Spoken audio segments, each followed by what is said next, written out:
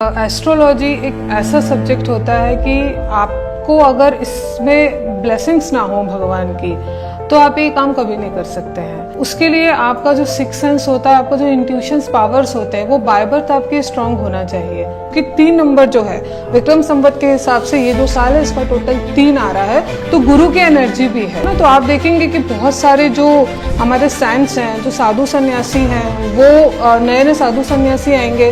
Tarot क्या सच है? ये हमारे इंडिया की विद्या नहीं है। अगर हम आज ज्योतिष की बात करते हैं तो ज्योतिष एक सनातनी विद्या है और टैरोट कार्ड एक्चुअली एनर्जी और वाइब्रेशंस का खेल होता है। ऐसे कई सारे एस्ट्रोलॉजर्स हैं तो मिथ कंटेंट मतलब कुछ भी बना रहे कि जैसे एक वीडियो आया था कि शराब पीने से मंगल सही हो जाएगा, कितना सही है? आज एक इंटेलिजेंट इंसान जो होगा उसको ये पता होगा कि शराब पीने से कोई ग्रह स्ट्रांग नहीं होता है। ये जो कुछ एस्ट्रोलॉजर्स होते हैं जो व्यूज पाने के चक्कर में, कुछ हटके दिखने के चक्कर में, मतलब आप क्या बोल रहे हैं? ये सनातनी धर्म है, ये सनातनी विद्या है ज्योतिष। आप उसमें इस तरीके की रेमेडीज देके बता के लोगों को मिसगाइड कर रहे हैं। आपके पॉडकास्ट से मैं ये बोलना चाहती हूँ कि कृपया करके व्यूज लाइक्स पाने के चक्कर में आप इस तरीके से किसी विद्या का मजाक मत उड़ाइए। लॉजिकल रहिए, सही रेमेडीज बताइए। 2025 में जो ऐसे इन्वेस्टर जो होल्ड करके बैठे तो 2026 तक अगर बैठे तो क्या उनको प्रॉफिट हो सकता है? I don't think so. उसके लिए थोड़ा सा टाइम लगेगा। मैम सबसे पहले तो थैंक यू सो मच, आपने हमें टाइम दिया इस पॉडकास्ट में आने के लिए। और कहीं ऐसी टॉक से एस्ट्रोलॉजी से रिलेटेड कई सारे ऐसे मिथ है जो मैं आज सब कुछ आपसे क्लियर करने वाला हूँ। जी, thank you so much for having me Sarvesh ji. सबसे पहला मैम मेरा क्वेश्चन है, आपकी जर्नी कैसे शुरू हुई और एज अ जैन फैमिली से आप आए और आपने एस्ट्रोलॉजी में कदम कैसे रखा? देखिए क्या है, ये जो एस्ट्रोलॉजी एक ऐसा सब्जेक्ट होता है कि आपको अगर इसमें ब्लेसिंग्स ना हो भगवान की तो आप ये काम कभी नहीं कर सकते हैं।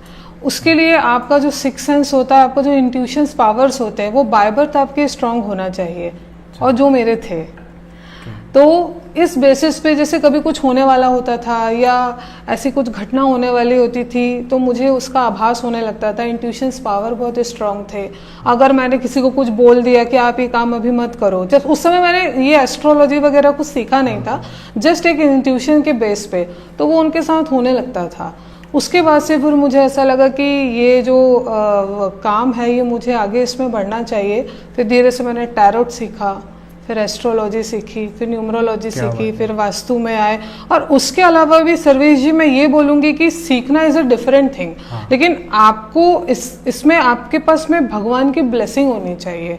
आपका बुध ग्रह इसमें अच्छा होना चाहिए, आपका नियत अच्छा होना चाहिए, आपके इंटेंशंस होने चाहिए कि आप लोगों की सेवा कर सके, आप लोगों की मदद कर सके।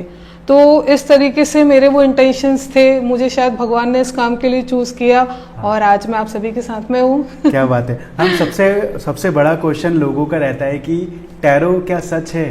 देखिए टैरोट क्या है ना, ये एक इजिप्ट की विद्या है, ये हमारे इंडिया की विद्या नहीं है। अगर हम आज ज्योतिष की बात करते हैं तो ज्योतिष एक सनातनी विद्या है। टैरोट जो है ये इजिप्ट की विद्या होती है और इसमें 78 कार्ड्स का एक डेक होता है और हर एक कार्ड पे एक पिक्चर बना हुआ होता है।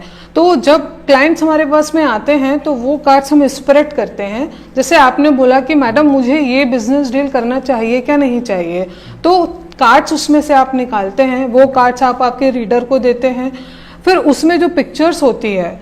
और टैरोट कार्ड एक्चुअली एनर्जी और वाइब्रेशंस का खेल होता है। आपका रीडर कितना ज़्यादा इंट्यूटिव है और उसके पास पावर्स कितने हैं, वो उसके बेसिस पे आपको उसका आंसर करते हैं। तो इस तरीके से आपको क्विक आंसर्स मिल जाते हैं कि ये बिजनेस डील मुझे करनी चाहिए क्या नहीं करनी चाहिए। तो जो आपका क्वेश्चन था, जो टैरोट कार्ड्स रीडिंग होती है वो 99% सही होती है, बशर्ते आपका रीडर इंट्यूटिव और अच्छा होना चाहिए। बिल्कुल सही है मैम। जैसे आपने बताया कि इजिप्ट की एक विद्या और ये सनातनी जो विद्या है हमारी, जिसमें हम लोग कुंडली रीडिंग पे ज्यादा फोकस करते हैं। जी। तो कुंडली रीडिंग और टैरो, आप इन दोनों को अगर कंपेयर करें तो आप क्या प्रेफर करेंगे? देखिए दोनों विद्याएं जो हैं वो अपने आप में बहुत अच्छी हैं, बहुत पावरफुल है और इसमें इम्पोर्टेंस है अलग अलग चीज़ की। अगर हम एस्ट्रोलॉजी की बात करते हैं तो you will get long term predictions with महादशा, अंतरदशा, प्रत्यंतर दशा, यह 7.5, यह शनि का ढैया, वॉट एवर इंसिडेंस, आपको उसमें पूरा लॉन्ग टर्म प्रेडिक्शन मिलता है ना। टैरोट की बात करते हैं तो you will gate quick answer. ये काम मुझे करना है कि नहीं करना है। तो आपको तुरंत उसमें आंसर आ जाएगा कि ये आपके लिए सही है कि गलत है। और मेरे साथ, मेरे केस में अगर आप बात करते हैं तो मेरे प्रेडिक्शंस टैरोट में 99% सही होते हैं। तो हर एक विद्या का अपना एक वैल्यू है, अपना एक यूज है। बहुत सारे क्लाइंट्स ऐसे हमारे पास में आते हैं, जैसे अभी कल ही एक बच्ची थी, वो स्टूडेंट थी, तो उसको ये पूछना था कि मैं जेईई की तैयारी करूं क्या नहीं करूं। तो फर्स्ट जब उसका कार्ड निकला तो उसमें उसने मुझसे पूछा ये साल में मेरा होगा कि नहीं होगा। आई सेड नहीं होगा। कहती ma'am I have second question also. Second question उसने किया तो उसमें उसके जो कार्ड्स थे वो पॉजिटिव आए। तो मैंने कहा आपका नेक्स्ट ईयर 2026 में 100% चांसेस है। You know what she said, वो मुझे बोली मैडम यस, मुझे मालूम था कि ये साल मेरा नहीं होगा क्योंकि मेरी तैयारी नहीं थी। नेक्स्ट ईयर तक तैयारी करते करते ऑब्वियस सी बात है मेरी पढ़ाई अच्छी होगी और मेरा एग्जाम में क्लियर भी हो जाऊंगी। सी तो मैम जैसे क्विक क्वेश्चन की आपने बात करी, क्विक आंसर, क्योंकि आज की तारीख में ना जो यंग जनरेशन है या जेनजी जनरेशन है, इनको सब क्विक चाहिए और शॉर्टकट चाहिए। तो मुझे लगता है कि ये जनरेशन ज्यादा टैरो पे अट्रैक्ट करेगी ना कि कुंडली पे। नहीं, आज के समय में ये चीज डिफरेंट हो चुकी है, क्योंकि आज का जो सिनेरियो है, आज के सिनेरियो में लोगों को एस्ट्रोलॉजी पर भी काफी बिलीफ सिस्टम बढ़ गए हैं। और इसका सबसे जो मेजर रीजन है वो आपका सोशल मीडिया है। अभी आज के समय में चाहे इंस्टाग्राम हो, फेसबुक हो या यूट्यूब हो, एस्ट्रोलॉजर्स की बरसात हो रही है। सही बात है। यू नो मैम, जैसे आपने सोशल मीडिया कहा, तो ऐसे कई सारे एस्ट्रोलॉजर्स है जो मिथ कंटेंट मतलब कुछ भी बना रहे हैं। जैसे एक वीडियो आया था कि शराब पीने से मंगल सही हो जाएगा, कितना सही है?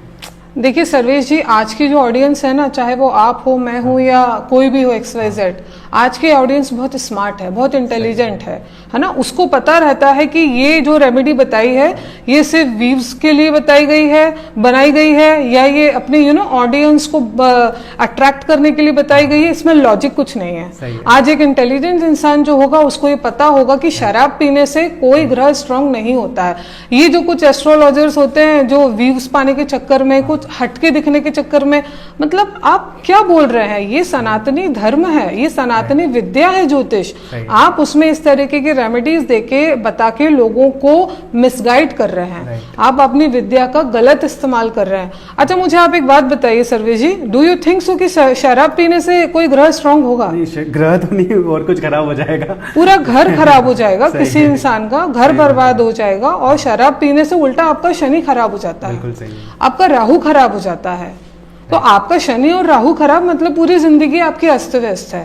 तो आपके पॉडकास्ट से मैं ये बोलना चाहती हूँ कि कृपया करके व्यूज लाइक्स पाने के चक्कर में आप इस तरीके से किसी विद्या का मजाक मत उड़ाइए। लॉजिकल रहिए, सही रेमेडीज बताइए, ऐसे रेमेडीज बताइए जिसको करके इंसान आपको दुआएं दे कि हाँ यार क्या रेमेडीज थी, ये तो भाई काम करिए मुझे। सही। अच्छा मैम, जैसे कोई व्यक्ति के पास अगर अपना बर्थ डेट नहीं है तो वो अपने प्रेडिक्शंस कैसे ले सकता है? देखिए, मेरे ख्याल से बर्थ डेट तो यूजुअली सभी के पास होती है। और उसके अलावा अगर आपके पास बर्थ डेट नहीं होती है तो उसका माध्यम होता है आपका फेस रीडिंग।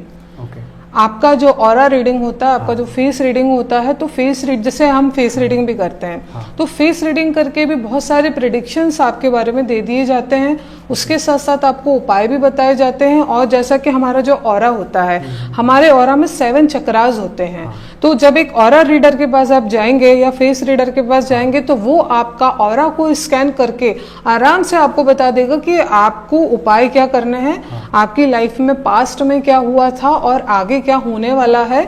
और ऐसे बहुत सारे ऑरा रीडर्स हैं जिनको मैं जानती हूँ, क्योंकि मैं खुद भी एक ऑरा रीडर हूँ। और इनके जो प्रेडिक्शंस होते हैं वो 99% सही रहते हैं। अच्छा, हाँ जी मैम, जैसे आपने अभी ऑरा के बारे में बात किया, तो अब अगर कोई व्यक्ति बाहर का या विदेश से या कोई अलग सिटी से जो आ नहीं सकता, तो उनका ऑरा कैसे रीड किया जा सकता है? देखिए, अगर कोई आ नहीं सकता है तो उसके पहला माध्यम तो है उनकी फोटो। जैसे अगर आपको किसी के बारे में जानना, आप नहीं आ सकते, तो आप उनकी फोटो के थ्रू जान सकते हैं। और दूसरा होता है उनकी आवाज। आप किसी की आवाज से भी उनका ऑरा आप आसानी से रीड कर सकते हैं। मतलब आवाज से भी सब कुछ फाइंड आउट कर, क्यों नहीं फाइंड आउट कर सकते हैं? मैम, जैसे ना आपने ऑरा के बारे में बताया, ऐसे न्यूमरोलॉजी भी आजकल बहुत चलन में है। न्यूमरोलॉजी के वीडियोस भी बहुत मैं देखता हूँ कि 2 नंबर वाले ऐसे होते हैं, 5 नंबर वाले ऐसे होते हैं। तो ये जो मूलांक वाले वीडियोस होते हैं, कितने सही है? देखिए सर्वेश जी, हमारी जो लाइफ है ना वो 1 से लेकर 9 नंबर के बीच में ही चलती है। अच्छा। ये जो पूरा यूनिवर्स है ये 1 से लेकर 9 नंबर के बीच में ही चलता है ना। तो उसका बेसिक लॉजिकल ये है कि ये अंक विज्ञान है। हर किसी नंबर को एक प्लैनेट जो है वो रूल करता है, एक प्लैनेट रिप्रेजेंट करता है ना। तो जैसे बोलते हैं ना, अभी जैसे आपने देखा ये 2025 चल रहा है, तो 2025 का टोटल 9 आता है। तो ये जो साल चल रहा है ये 9 नंबर का चल रहा है। 9 नंबर को आप मुझसे पूछेंगे कौन सा प्लेनेट रूल करता है, तो वो मंगल ग्रह रूल करता है। आप देख रहे हैं जब से 2025 लगा हुआ है आग लग रही है, क्योंकि मंगल फायरी प्लेनेट है। आग लग रही है। एक्सीडेंटल केसेस कितने हो रहे हैं, डिवोर्स के केसेस कितने हो रहे हैं। अभी रिसेंट में आया था कि एक वाइफ ने उसके हस्बैंड को जो मर्डर किया। मंगल उग्र प्लैनेट है ना। ये आपके अंदर की एक जो कहते हैं ना अग्नि को या क्रोध को या गुस्से को वो बढ़ाता है। अच्छा। अभी आपने देखा होगा जो हैदराबाद तेलंगाना में जो केस हुआ, सारे के सारे जंगल जला दिए गए। ऐसी कुछ घटनाएं हो रही है जो हमने कभी सोची नहीं थी। वो क्यों हो रही है? 2024 में क्यों नहीं हुआ ये सब? इसीलिए मैं ये नहीं कहती कि नहीं हुआ, लेकिन जो उसका रेशियो था वो 10% हुआ होगा। आज का रेशियो 100% है। उसका रीजन क्या है? ब्रह्मांड में जो ताकत है इस समय वो मंगल ग्रह की है। 2025 को मंगल रूल कर रहा है। तो ये जो थ्रू आउट द ईयर है इसमें आपको डिवोर्स के केसेस, लड़ाई झगड़े, पॉलिटिकल चेंजेस भी आएंगे। आपको कुछ ऐसी चीजें होंगी जो आपने कभी सोची ही नहीं थी। अच्छा, जैसे 2025 तो ये तो एक कह सकते हैं कि वेस्टर्न वर्ल्ड से आया हुआ है, पर अगर इंडियन या हिंदू कैलेंडर के हिसाब से देखें तो ये मंगल का साल नहीं है। हिंदू कैलेंडर, फिर आप विक्रम संवत की बात कर रहे हैं। विक्रम संवत। जी, विक्रम संवत के अकॉर्डिंग ये जो साल चल रहा है ये गुरु का चल रहा है। राइट। हाँ, ये 3 नंबर पे आता है। मतलब अगर हम इंडिया में रह रहे तो हमें किससे माने? देखिए, हर दोनों का अपने में एक वैल्यू है। अभी हमको चूंकि दोनों मानना चाहिए, है ना। हम 2025 आप और मैं जी तो रहे हैं, पूरी दुनिया उसी में जी रही है, तो उसका भी प्रभाव पड़ रहा है।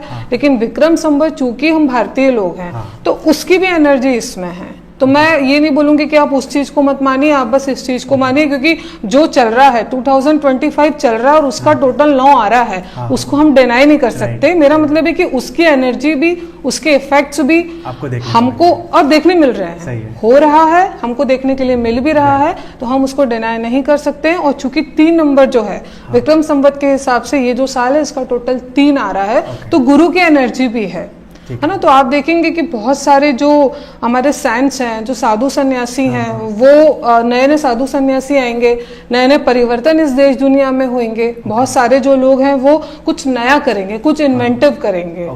और उसके साथ साथ शेयर मार्केट और आपका स्टॉक मार्केट है वो भी कुछ समय के बाद में बहुत क्रैश होने वाला है। मैं ये बात बताना चाहूंगी कि अगर जिन लोगों ने इसमें इन्वेस्ट किया, क्योंकि आप गोल्ड का भाव देख रहे हैं, तो चूंकि हम न्यूमरोलॉजी की बात कर रहे हैं, 2025 की बात कर रहे हैं, तो ये एक इम्पॉर्टेंट मैसेज है कि जिन भी लोगों ने शेयर मार्केट में, स्टॉक मार्केट में इन्वेस्ट किया है, प्लीज मई के बाद से समझ जाना, क्योंकि कितना मेजर चेंजेस आने वाला होगा। हो सकता है कि लोगों को उसमें नुकसान भी उठाना पड़े। मतलब जैसे शेयर मार्केट और अपने इन्वेस्टमेंट के बारे में बताया, तो वो तो मुझे लगता है अभी गिरना शुरू हो चुका है। आई टोल्ड यू ना, वो ग्रह अपना जो ईयर है वो अपना प्रभाव दिखाना चालू कर दिया 2025 में जो ऐसे इन्वेस्टर जो होल्ड करके बैठे, तो 2026 तक अगर बैठे तो क्या उनको प्रॉफिट हो सकता है? I don't think so. अच्छा, उसके लिए थोड़ा सा टाइम लगेगा। हाँ, 25 में तो नहीं, लेकिन हाँ 26 में उनको थोड़ा बहुत प्रॉफिट होगा। हाँ, अब जैसे मैम एक और चीज़ है कि बहुत सारे एस्ट्रोलॉजर्स ऐसे बताते हैं कि कोई मंगल का गोचर हो गया है, किसी ग्रह का गोचर हो रहा है, तो गोचर कितना इफेक्ट करता है किसी की लाइफ पे? बहुत इफेक्ट करता है। गोचर का मतलब होता है ट्रांजिट हो रहा है ना। जैसे अभी रिसेंट में जो शनि है ना, शनि बदला है। शनि जो है वो मीन राशि में आया है। अभी तक वो कुंभ राशि में चल रहा था और 29 मार्च को शनि आया है मीन राशि में, और ये 30 साल बाद आया है। अच्छा जी। तो ये जो ग्रहों के परिवर्तन होते हैं ये हमारी लाइफ को बहुत ज़्यादा इफेक्ट देते हैं, बहुत ज़्यादा। क्योंकि अभी जैसे ये जो शनि ट्रांजिट हुआ है, तो उसमें आप देखेंगे कि मेष राशि वालों की 7.5 लगी है। कुंभ राशि वालों के ऊपर से शनि चला गया है। उनकी राशि का, मेरे ख्याल से आपकी कुंभ राशि है, आपकी राशि का ही 3rd फेज लगा है शनि की 7.5 का, तीसरा चरण है ना। और उसके साथ साथ अगर देखे जाएंगे तो आपकी कर्क राशि और वृश्चिक राशि की शनि की ढैया समाप्त हो चुकी है ना।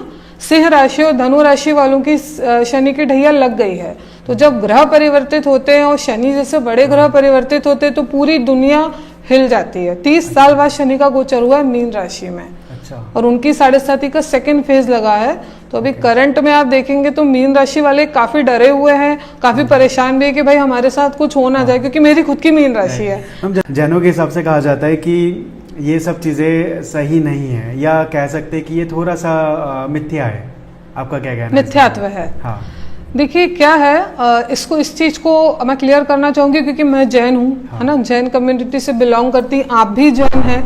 देखिए क्या, जैन धर्म में भी एस्ट्रोलॉजी है, जैन धर्म में भी ज्योतिष विद्या है, जैन धर्म में ज्योतिष के शास्त्र हैं।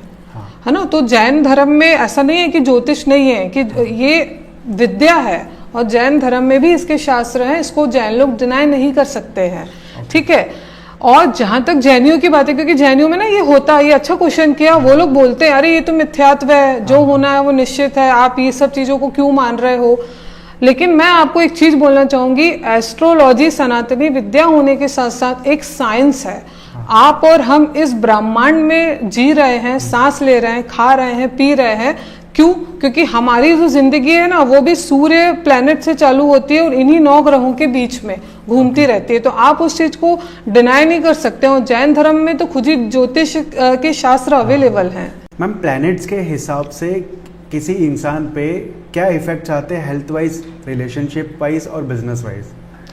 देखिए प्लैनेट के हिसाब से हेल्थ वाइज हम पहले बात करते हैं कि जैसे मान लो यदि आपका मंगल ग्रह खराब है, हाँ। तो आपको ब्लड से रिलेटेड दिक्कत होगी, आपको इंटेस्टाइन से रिलेटेड दिक्कत होगी, आपको पेट से रिलेटेड समस्याएं आएंगी, आपका बीपी हाई होगा। जो बीपी का प्रॉब्लम होता है यूजुअली आप देखना इनकी कुंडली में मंगल की प्रॉब्लम होती है। अच्छा। तो मंगल ग्रह ऐसा है जिसके कारण आपको ब्लड से रिलेटेड दिक्कत हो सकती है ना। अब जो शनि है, हाँ। शनि आपकी कहते हैं ना कि कई बार जैसे किसी को कमर में दर्द हो रहा है या पैरों में दर्द हो रहा है, तो ये जो होता है ये शनि होता है। आपके पैरों में अगर दर्द हो रहा है, कमर में दर्द हो रहा है, तो उसका जो कारक होता है वो शनि होता है। उसी प्रकार से जो सूर्य ग्रह है, सूर्य आपकी हड्डियों का कारक है। अगर जिसको प्रॉब्लम होती है ना, हड्डियों से रिलेटेड दिक्कत होती है, या कोई हैंडीकैप्ड होता है, या किसी को ऐसी प्रॉब्लम है कि वो उठ बैठ नहीं पाता है ठीक से, ज्यादा कोई वर्कआउट नहीं कर पा रहा है, जिम नहीं कर पा रहा है, स्ट्रेंथ ट्रेनिंग नहीं कर पा रहा है, तो इसका मतलब ये कि उसका सूर्य कमजोर है। चंद्रमा आपके मन का कारक होता है ना। जैसे कई लोग होते हैं ना जो डिप्रेशन में आके सुसाइड कर लेते हैं या डिप्रेशन में रहते हैं, ओवर थिंकिंग करते हैं, क्योंकि चंद्रमा है ना, हमारी बॉडी 75% पानी से बनी हुई है और चंद्रमा रूल करता है हमारे माइंड को, हमारे इमोशंस को। तो अगर आपकी कुंडली में चंद्रमा अच्छा नहीं है तो डेफिनेटली आप डिप्रेशन के मरीज हो सकते हैं, सुसाइडियल थॉट्स आपके दिमाग में आ सकते हैं, छोटी छोटी बातों पे कहते हैं ना कई लोग एकदम से उनका विल पावर डाउन हो जाता है। तो इसका मतलब ये है कि आपका मंगल खराब है। उसी प्रकार से बुध ग्रह आता है। जो बुध ग्रह होता है वो आपकी वाणी का कारक होता है। आप जैसे जो कुछ लोग होते हैं ना जो तोतले बोलते हैं, तुतलाने लगते हैं, या जिनका कम्युनिकेशन स्किल अच्छा नहीं रहता है, अच्छे से बात नहीं कर पाते, अपनी बात नहीं रख पाते, तो ऐसे लोगों का बुध ग्रह खराब होता है। उसी प्रकार से आपकी जो स्किन एलर्जीज होती है, स्किन डिजीज होती है, उसका भी कारक आपका बुध ग्रह ही होता है। जी। उसी प्रकार से अगर हम गुरु की बात करते हैं तो अगर आपका गुरु स्ट्रांग नहीं होगा तो आप धर्म में बिलीव नहीं करेंगे। हाँ, आपके जो हमारे जो समाज के संत हैं या हमारे ऋषि मुनि हैं, आप उनकी सेवा नहीं करेंगे, आप उनके लिए मतलब कहते हैं ना कि एक कृतज्ञता नहीं रहेगी आपके अंदर, वो चीज होती है। जैसे आपने मैम ये तो हेल्थ के बारे में बताया, आपने हर एक ग्रह की एक इम्पोर्टेंस बताई अपनी लाइफ में, तो मुझे ऐसा लगता है कि जैसे किसी का सूर्य खराब है या किसी का शनि खराब है, तो क्या वो एस्ट्रोलॉजिकल रेमेडी से ही सुधारा जा सकता है, या आप उसको एक रेगुलर डेली लाइफ में भी कुछ अपने बेसिक रेमेडी करके भी सुधार सकते हैं? Very nice question. देखिए ऐसा है कि अगर पहली बात तो ये है कि आप प्रॉपर अपना कंसल्टेशन लेने के बाद ही आप किसी भी प्रकार की रेमेडीज करिए। लेकिन जो आपका क्वेश्चन है, जैसे कोई लोग हमारे पास में आते हैं जो जैसे हम उनको कोई सजेशन देते हैं, कोई रेमेडीज बताते हैं, तो कई लोगों का ऐसा रहता है कि आप पूजा पाठ बता दीजिए, बस पूजा पाठ कर लिया, फ्री हो गए। ऐसा नहीं होता है। पूजा पाठ आपने आपकी कुंडली के ग्रह दोष को शांत कराने के लिए करे हैं, लेकिन जो डेली बेसिस रेमेडीज होती है, जैसे आपने मुझे बोला कि इसमें ऐसी क्या रेमेडी है, जैसे अगर आपका सूर्य कमजोर है, सूर्य आपके घर में आपके पिता का कारक है, आप आपके पिता से बहस करना बंद कर दीजिए, उनकी डिसरिस्पेक्ट करना बंद कर दीजिए। सुबह उठ के उनके आप पैर छूइए, आप देखेंगे ऑटोमेटिकली जो है आपका सूर्य उच्च का होने लगेगा। अच्छा। आपका सूर्य इंप्रूव होने लगेगा। लोगों को रेमेडीज पूरी करनी है, लेकिन आपके फादर को रिस्पेक्ट नहीं करना है, उनकी बात नहीं माननी है और उनको जवाब देना है। तो आपकी कुंडली में सूर्य की पोजीशन कितनी भी अच्छी होगी, वो आपको कभी अच्छा रिजल्ट दे ही नहीं सकता है। जी, वैसे चंद्रमा और वैसे हाँ, चंद्रमा आपकी माँ का कारक है, बुध आपके भाई बहन का कारक होता है ना। गुरु जो है हमारे साधु संत है, उनका कारक होता है। शुक्र महिलाओं का कारक है। आपके ऑफिस में जितनी महिलाएं अभी खड़ी हैं, ये सारी शुक्र को रिप्रेजेंट कर रही है। आपकी वाइफ है, ये वीनस को रिप्रेजेंट कर रही है। तो आप अगर महिलाओं की इज्जत नहीं करेंगे तो शुक्र आपका, आप कितना भी हीरे पहन लीजिए, कितना भी आप 5 स्टार होटल में घूम लीजिए, है ना, बिजनेस क्लास में ट्रेवल कर लीजिए, because it's all about luxury, शुक्र कभी अच्छा नहीं होने वाला है आपका। अब जैसे हम शनि की बात करते हैं, है ना, तो आपने मुझसे पूछा, शनि ऐसे लोग जो लाचार हैं, मजबूर हैं, जो भिखारी लोग होते हैं, या जो हमारे हाउस हेल्प हैं, जो हमारे यहाँ काम कर रहे हैं, आपका स्टाफ शनि है। काले कुत्ते जो हैं वो शनि हैं। अगर आप कितना भी अच्छा काम कर लीजिए और आप अगर आपके अपने लोगों को खुश नहीं रख पा रहे हैं, तो आपका शनि आपको कभी जिंदगी में अच्छा रिजल्ट नहीं दे सकता। और अगर आपने अपना शनि खराब किया तो आपके बाकी के जो रेस्ट 8 प्लैनेट्स है वो भी आपको कभी सपोर्ट नहीं करेंगे। मैंने बहुत सुना है मैम कि ना, अगर शनि से बचना है तो हनुमान जी की जो है आरती या पूजा की जाए, कितना सच है इसमें? नहीं, वो बिल्कुल बात सही है। अगर आपका शनि आपकी कुंडली में अच्छा नहीं होता है तो आप हनुमान चालीसा पढ़िए, आप हनुमान जी की पूजा आराधना करिए, आप उनको चोला चढ़ाइए। उससे जो आपके शनि के होने वाले जो बैड रिजल्ट्स होते हैं, क्योंकि शनि जब किसी को परेशान करने पे आता है ना, तो वो फिर दर दर ठोकरे खाता हुआ फिरता है।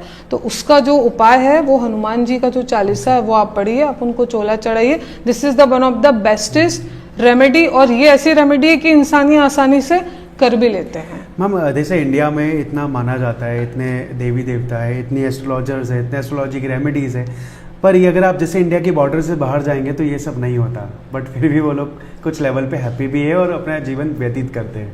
नहीं, ऐसा नहीं है। मुझे ऐसा लगता है कि फॉरेनर्स भी काफ़ी इस चीज़ को फॉलो करते हैं, क्योंकि मेरे बहुत सारे ऐसे क्लाइंट्स हैं जो ओवरसीज़ हैं और वो एस्ट्रोलॉजी पे बाकायदा बिलीव करते हैं, वो टैरो कार्ड्स रीडिंग भी करवाते हैं। तो ऐसा नहीं है कि सिर्फ हम इंडियंस जो हैं जो इस चीज़ को मानते हैं, फॉरेनर्स भी इस चीज़ के ऊपर बिलीव करते हैं, क्योंकि इवेंचुअली रह तो वो भी इसी यूनिवर्स के नीचे है ना, 9 प्लैनेट्स के नीचे ही रह रहे हैं। सुबह सूर्य की रोशनी उनको भी पड़ रही है, हमको भी पड़ रही है। तो मैम, जो नास्तिक लोग होते हैं उनके ऊपर भी एस्ट्रोलॉजी और इनकी रेमेडीज काम करती है?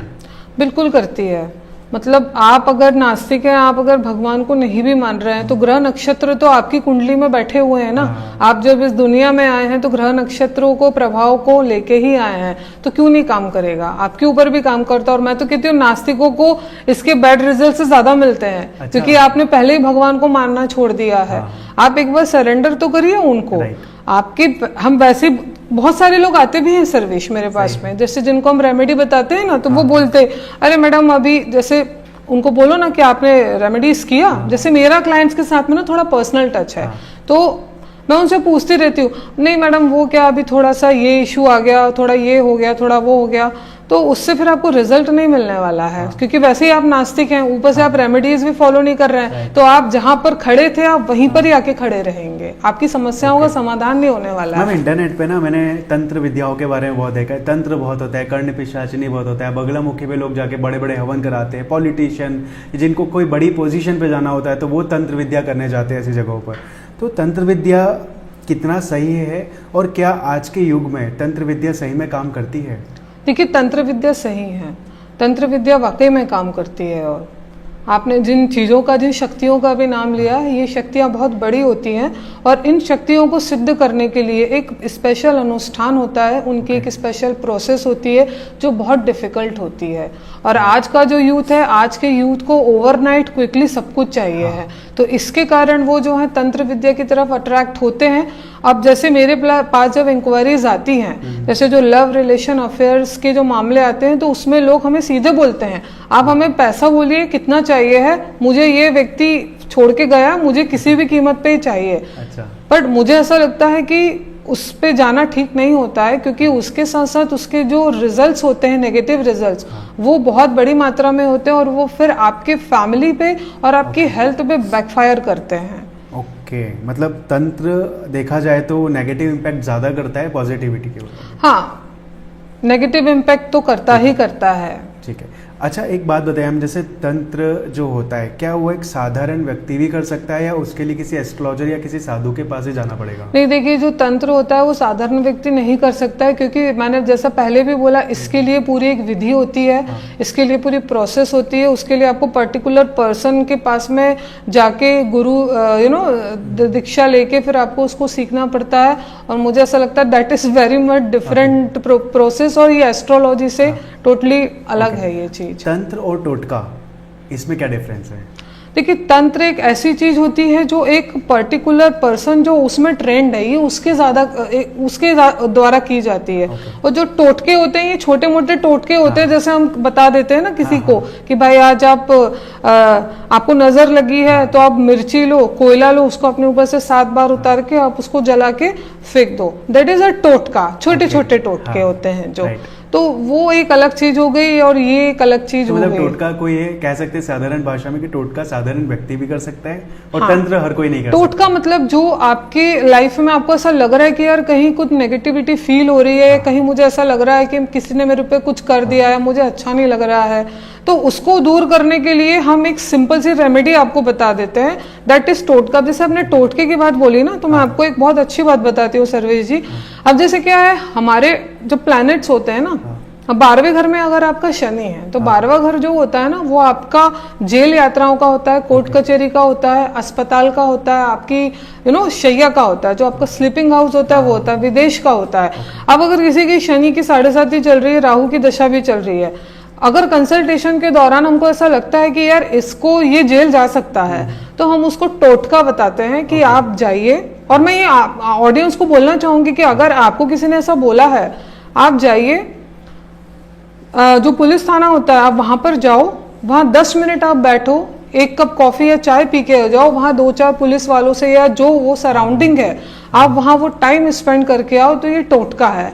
आपका तो योग था ना जाने का जेल, आप वैसे ही चले गए, तो वो जो योग होता है ना, वो योग आपका टल जाता है। तो जो आपको इतना हार्म होने वाला होता है, तो वो थोड़े में, क्योंकि आपने उस योग जो योग आपके लाइफ में आने वाला था, जो इंसिडेंस होने वाला था, वो आप तो वैसे भी चली गए ना। पुलिस आती, गाड़ी लेके आती, 4 लोगों के बीच में लेके जाती, तो वो बदनामी होती। तो इससे मुझे थोड़ा सा कनेक्ट कर रहा है कंटेंट की, जैसे पहले के जमाने में राजा महाराजा बलि चढ़ाते थे युद्ध में जाने से पहले, तो क्या वो बलि चढ़ा के कुछ किसी योग को टालते हैं?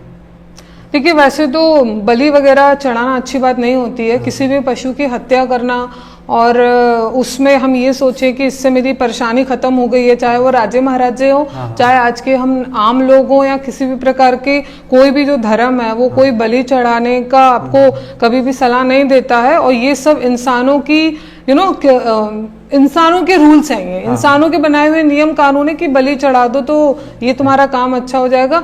किसी भी पशु की हत्या करने से, किसी को मारने से आपका कैसे अच्छा हो सकता है, क्योंकि आप तो कर्म ही पूरा गलत कर रहे हैं। तो राजे महाराजे को भी आपने देखे ना, जब उनकी भी मृत्यु होती थी तो वो किस लेवल पे जाके होती थी। कर्मों का हिसाब तो आपको भी यही भुगतना है, उनको भी यही भुगतना है। हम जैसे अभी अनंत अंबानी ने एक बहुत बड़ी पद यात्रा करी, जी। और उसके बीच में उनने अपने कहीं एक मुर्गी से भरा हुआ ट्रक जो था उसको सेव करके सब मुर्गियों को बचाया। पर अगर आप वही देखेंगे पैरेलली जियो मार्ट पे आपको मीट भी मिल जाएगा। तो यहाँ पे कर्म कितना इफेक्ट करेंगे अनंत अंबानी को? देखिए, ये आपने बहुत अच्छी बात बोली, क्योंकि क्या है, ये जो क्वेश्चन था ना, जैसे ये मैं जो चीज देख रही थी कल से सोशल मीडिया पे, तो ये मेरे माइंड में भी हिट कर रहा था। लेकिन देखिए क्या है सर्वेश जी, अनंत अंबानी जो है वो एक बहुत बड़े एनिमल लवर है ना, और उन्होंने वनतारा खोला और उन्होंने ऐसी सुविधाएं दी हैं पशुओं को जो शायद एक इंसान भी नहीं नसीब हो रही है। वो बहुत ही अच्छा उन्होंने काम किया है और उसके लिए मैं उनको बहुत अप्रिशिएट करूंगी। मुर्गी भी उन्होंने जो बचाई है, वो भी मुझे लगता है वो उनका नेचर है, वो उनका स्वभाव है, उनके स्वभाव में करुणा है, तब जाके उन्होंने वो काम किया। अदरवाइज कोई भी इग्नोर करके चला जाता। और उनके पास उतना सामर्थ्य था कि उन्होंने डबल दाम देके वो मुर्गियों को खरीद लिए। ठीक है, दूसरी चीज आप जो बोल रहे हैं कि जियो मार्ट में वो मटन चिकन जो बिक रहा है, मुझे ऐसा लगता है कि इसकी जानकारी या तो उनको होगी ही नहीं, और अब हम शायद ये जो इतना वायरल हो रहा है तो उस हिसाब से अगर उनको ये इन्फॉर्मेशन जाएगा तो जितना उनको उनके बारे में सभी को पता, आपको पता, मुझे पता, पूरी दुनिया जानती है, he is a big time animal lover. मुझे ऐसा लगता है वो इसके ऊपर एक्शन जरूर लेंगे, क्योंकि वो बंदा ऐसा नहीं है कि हिपोक्रेसी टाइप्स की कर कुछ रहा है और मतलब दिखा कुछ रहा है। वो जेन्युइनली एनिमल्स लवर है और मुझे लगता है कि अब जियो मार्ट पे चिकन मटन को बेचना उनको बंद करने के लिए उनकी टीम से बात करनी चाहिए। Very good question. जैसे आपने राहु की बात करते हैं कि राहु जिसका स्ट्रांग होता है वो डिजिटल मीडिया में बहुत आगे जाता है। जी बिल्कुल। तो आप एक एस्ट्रोलॉजर है, आपको क्या लगता है एज एन एस्ट्रोलॉजर आपको डिजिटल मार्केटिंग का यूज करना चाहिए, या आपको डिजिटल मीडिया कितना हेल्प करता है आपके अपने बिजनेस को बढ़ाने के लिए, या आपने बोल सकते हैं अपने प्रोफेशन को बढ़ाने के लिए? देखिए बहुत हेल्प करता है। आपका जो डिजिटल मीडिया है, आज यहाँ जो पूरा सेटअप लगा हुआ है ना, ये माइक है, ये जितने भी आपकी लाइटिंग्स हैं, जितने भी इलेक्ट्रॉनिक इक्विपमेंट्स आपके आ रहे हैं, ये आपका राहु है। आपका इलेक्ट्रॉनिक आइटम्स आपके राहु होते हैं। आप डिजिटल मीडिया में हैं, आप एक सॉफ्टवेयर इंजीनियर हैं, आप अगर टेक्निकली काम कर रहे हैं तो ये मंगल का काम आ गया। और इसमें मंगल राहु मिक्स आ जाते हैं। तो अगर आपको आज के डेट में जितने भी यूट्यूबर्स हैं या जितने भी इंस्टाग्राम इन्फ्लुएंसर है, सोशल मीडिया है, फेसबुक है, ये क्या है? ये सब राहु ही तो है।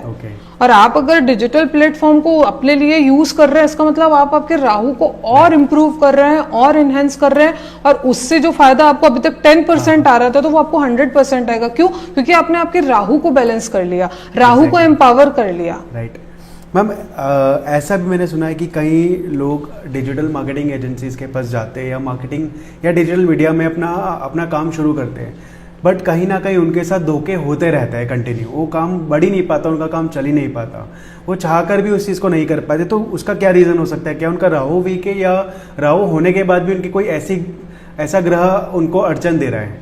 देखिए पहली बात तो ये है कि उनका राहु वीक है।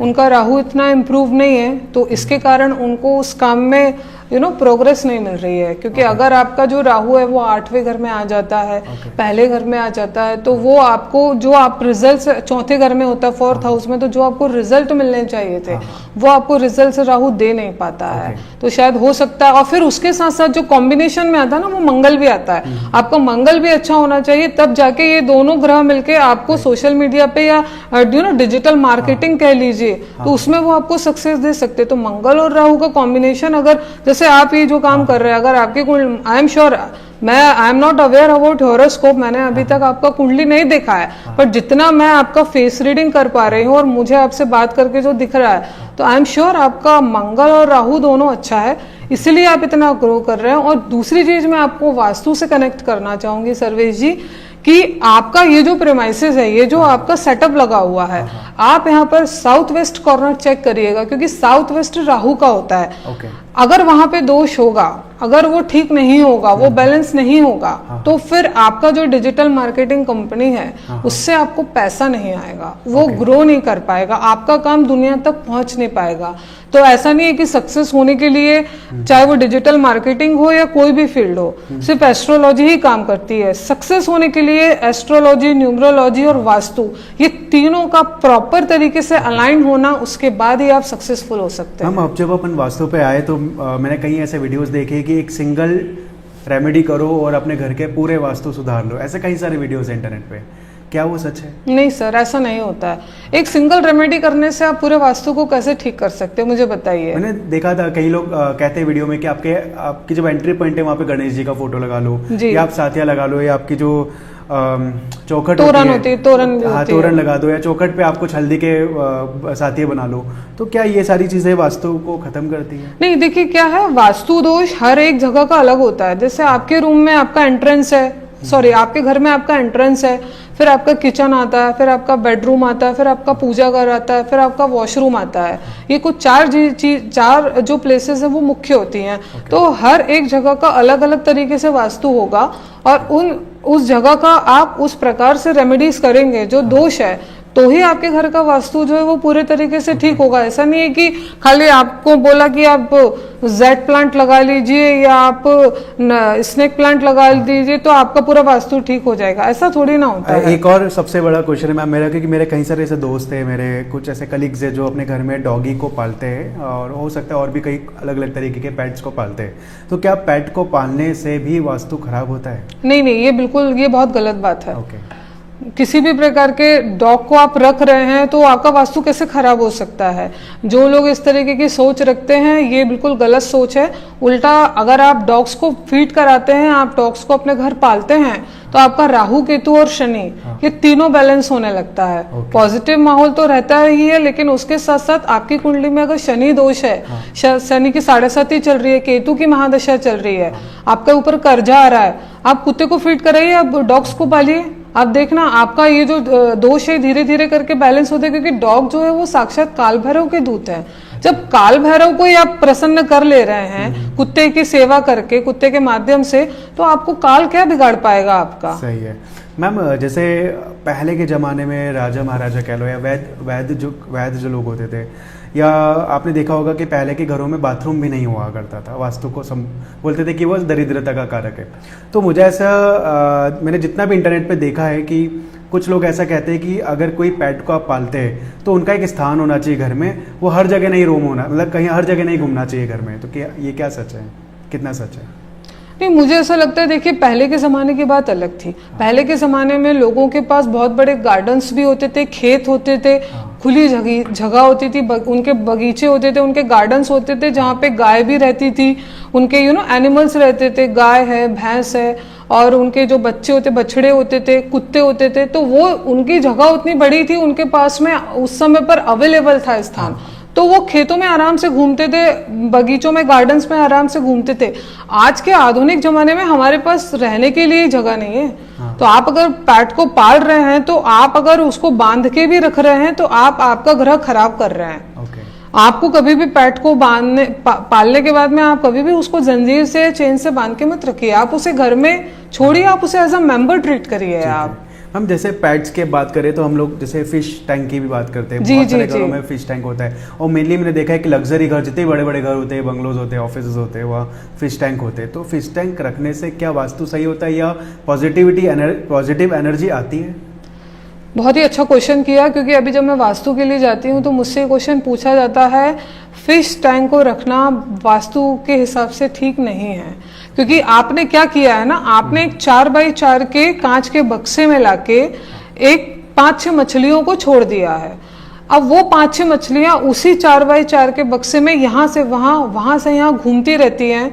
उनके इतनी नेगेटिव इमोशंस होते हैं, क्योंकि वो तो खुले रहने वाले जीव हैं। उनको पता ही नहीं है कि हम कहाँ जा रहे हैं, हमारा उद्देश्य क्या है ना। आप सिर्फ अपने मतलब के लिए, आपके घर की खूबसूरती के लिए आप उनको यूज करते हैं। कभी वो घूमते घूमते जाती हैं तो कभी उनके मुंह पे वो कांच का जो बक्सा होता है वो टकरा जाता है, आप उसमें कुछ शो पीसेस रखते हैं, उसमें जाके टकरा जाती है, कई बार चोट भी लग जाती है।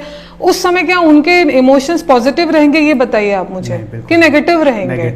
तो जब उनके इमोशंस नेगेटिव हैं और वो पानी में रह रही हैं, पानी इमोशंस का कारक है, तो आपके घर में वही नेगेटिव एनर्जी स्प्रेड हो रही है। तो आपको लगता है कि आप और आपके फैमिली वाले पॉजिटिव रह पाएंगे? तो ये मिथ है।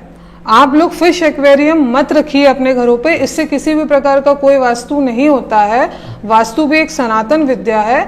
उन मछलियों की जगह जो है वो खुले तालाबों में है, झीलों में है, नदियों में है, आप उनको वहीं रहने दीजिए। नेचर को घर में मत लाइए आप उस तरीके से। मैम एक हमारा लास्ट क्वेश्चन कि आपके लिए एस्ट्रोलॉजी क्या है? एक प्रोफेशन है, पैशन है, या एक स्पिरिचुअल जर्नी है? देखिए, मेरे लिए जो एस्ट्रोलॉजी है ये एक स्पिरिचुअल जर्नी भी है। और ये आप बोल सकते हैं कि ये this is the most beautiful thing ever. मेरे लिए एस्ट्रोलॉजी एक ऐसी चीज़ है कि आप लोगों की इससे मदद करते हैं, आप खुद में भी चेंजेस ला सकते हैं, और आपके द्वारा जब लोगों को एक सही गाइडेंस मिलता है, सही रास्ता मिलता है, तो आप इवेंचुअली लोगों की हेल्प करके ब्लेसिंग्स भी कमाते हैं, दुआएं भी कमाते हैं। लेकिन आज के समय कुछ एस्ट्रोलॉजर्स है, कुछ ऐसे लोग हैं जिन्होंने इसको टोटली कमर्शियलाइज कर लिया है ना। और फिर हम आपको 3 दिन में सिखा भी रहे हैं, आपको लगता है 3 दिन में आप कुछ सीख सकते हैं।